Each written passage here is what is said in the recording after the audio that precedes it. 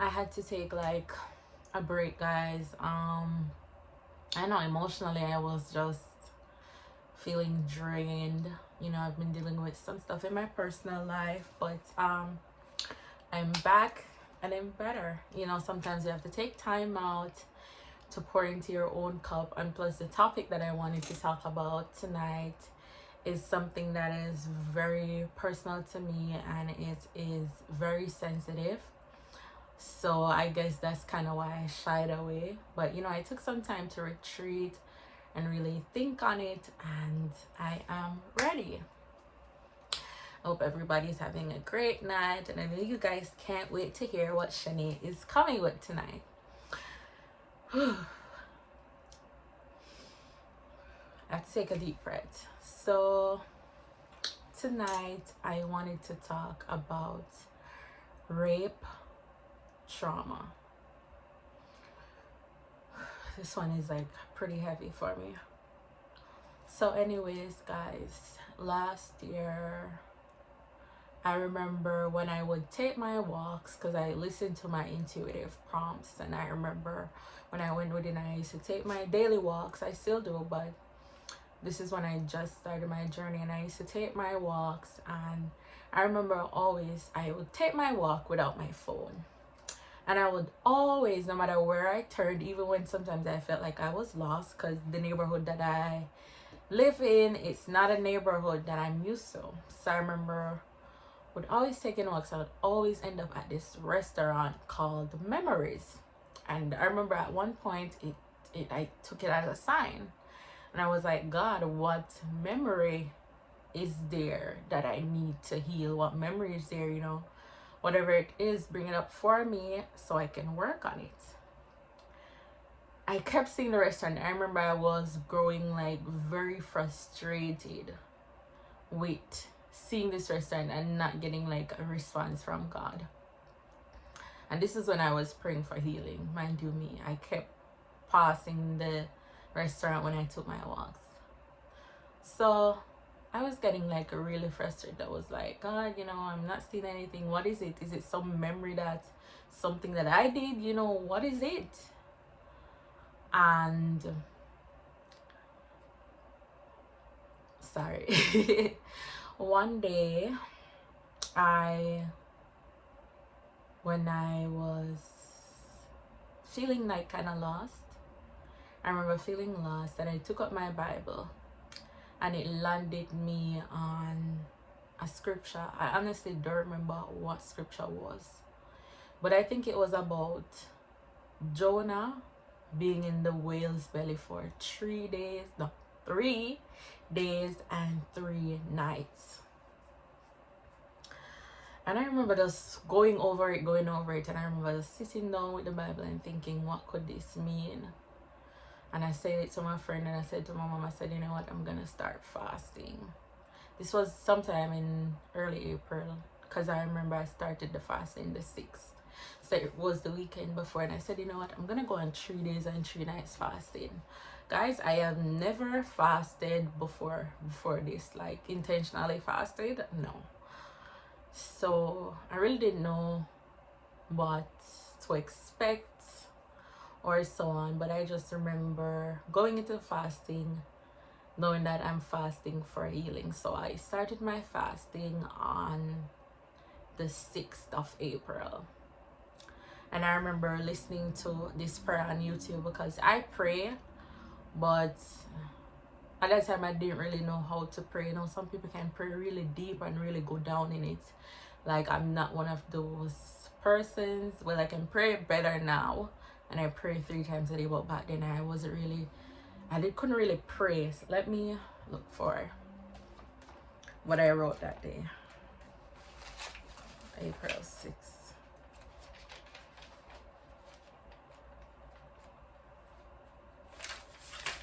I'm trying to find the YouTube thing.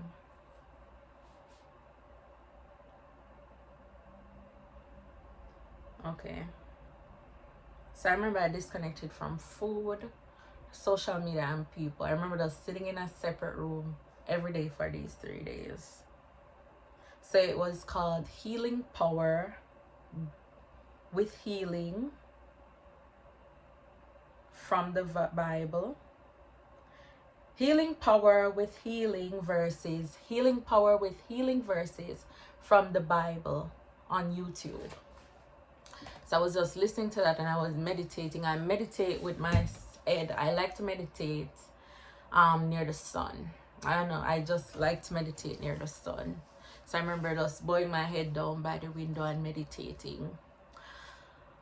And I was just there just listening to the verse and just meditating on it. And I remember a memory just flash into my head. And I started to cry. Like, I started to cry. And this was not something that I remembered consciously until that day. And when I remembered it, I know it wasn't something I was making up. I knew it was real. Because it did happen. It definitely did happen. This is, guys, this is really, really hard for me. It's very, very hard for me to share. So, you know what the story is before I get into that. When I uncovered this and everything, I remember sharing it with a friend. She's highly spiritual and she was one that suggested me make a YouTube channel and share this video. So I was initially supposed to share this video a year ago and I didn't because I was scared. I was scared of being judged. And you know, that's some of the, we call it rape shame, you know. So anyways, go back to the fasting. So when I had the memory, I wrote it down. So when I was about 14, I'm gonna tell the truth, the whole truth and nothing but the truth, so help me God. When I was about 14, I liked this guy, you know, we had a crush on each other. And I went outside, I think sometimes after midnight, because I wanted to see him. And I remember looking for him. And I saw his friend. I was like, where is your friend? I'm not going to call any names. I said, where's your friend? And his friend wasn't around. He told me that his friend was inside this yard. So I went into the yard, because this is the yard that me and the friend used to sit in and talk. So I went into the yard behind him. No, sorry, he went in there. I'm so sorry. He went in there first. It's because I'm kind of nervous and jittery. He went in there first and he came back out and he said to me that he's in there and he called you. I didn't find it strange, honestly. I didn't. So I followed him. So when I followed him, he said he's inside. I was going inside the house. I've never been inside the house before. I would just sit in the yard. But I still, you know, I still went. I was not thinking that, you know, this person was out to harm me in any way. So I went. When I went inside the house, he walked behind me and he closed the door.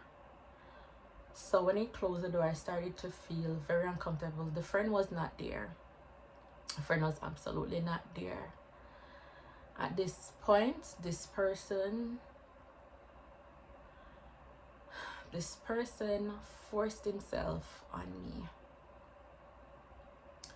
He forced himself on me and he penetrated me. And I remember fighting him. I was definitely fighting him. And the structure was made out of wood. So I remember hitting and the neighbors would hear.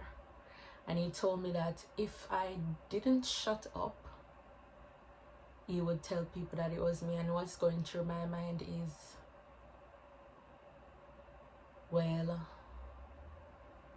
it's gonna tell people that it was me. And I put myself in that situation. I was blaming myself. Even after, you know, I had the flashback, I was blaming myself. So I was thinking, I put myself in that situation and no one would believe me, because a situation happened when I was 11 years old, when a guy that was 13 tried off of me. It wasn't successful. And the person said mean things, let's just say mean things, and people didn't believe me. So I didn't think anyone would believe me, so he told me shut up, so I shut up. But still, because we were still kind of struggling, um the neighbors here, you know, thank God, and they said, who's that? And when they said, who's that, because at this time I didn't even know that, even though I live in the area, I didn't know it was an abandoned yard. I really thought this person that I like lived in that yard. So anyways, the neighbor said, who's that?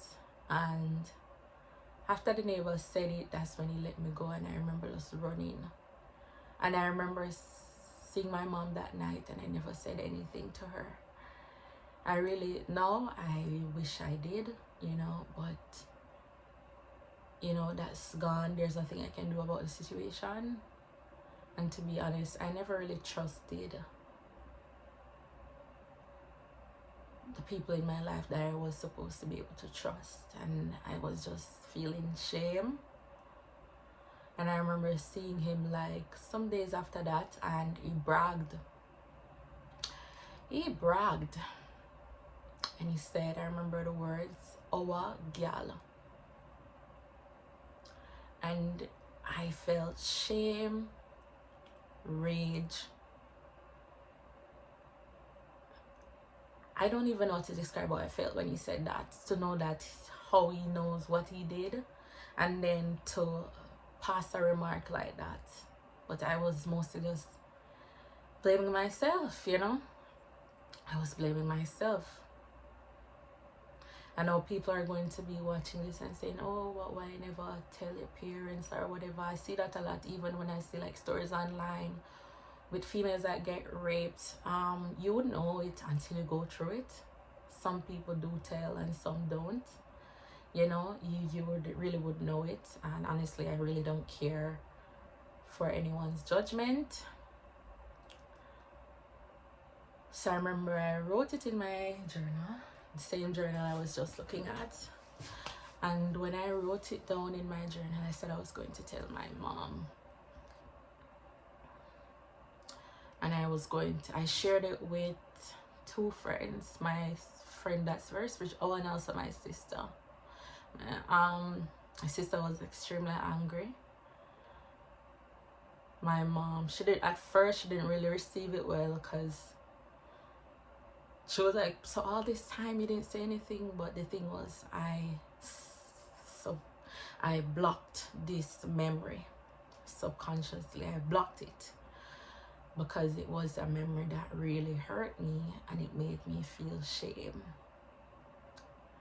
So all these years I was walking around with guilt, shame, blame, because of something that happened to me, and I didn't even realize it.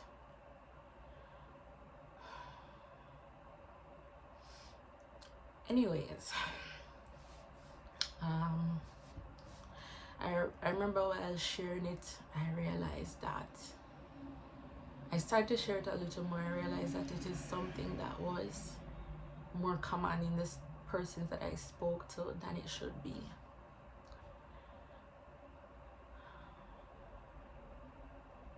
And that's really, really sad.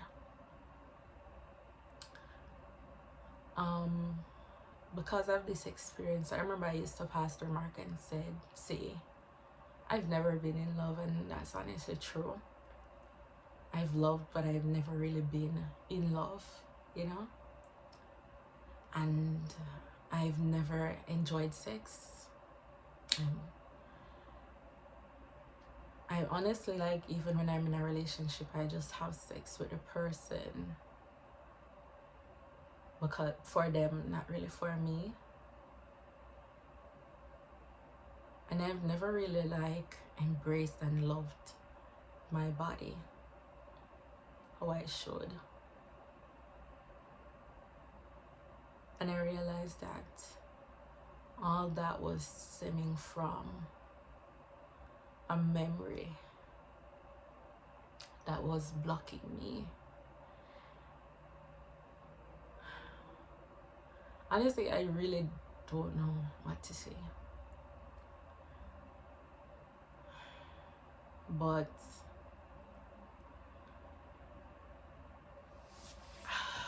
what I do know is I am not a victim.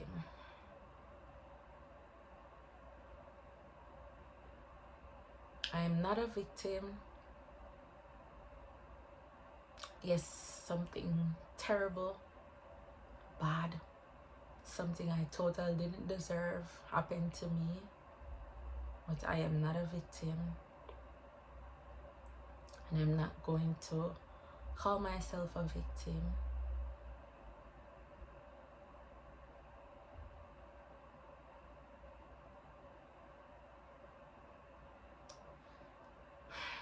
I am so much more than a victim.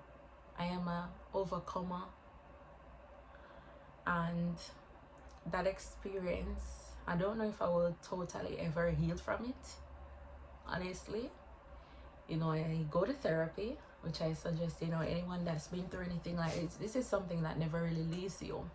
Anyone that's been through something like that, I suggest, you know, you go to therapy, or you talk to someone, or you write about it. And if you need someone to talk to, you know, I'm here. I can sympathize with you, you know, and I do have a lot of empathy. I can definitely empathize with the situation, and it doesn't matter what you've been through.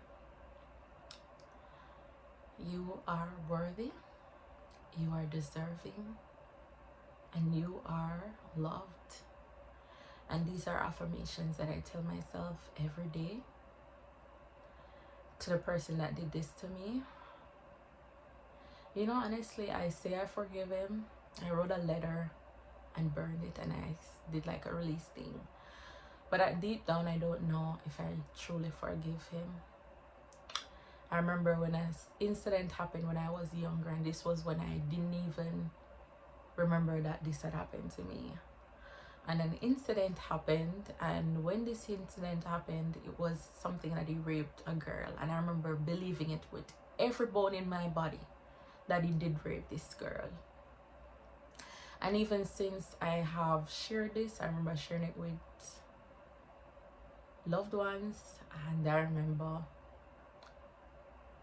I received shame at that time for it again. You know, the person made a sarcastic comment. I forgive them, you know. You can't really blame people that don't know better.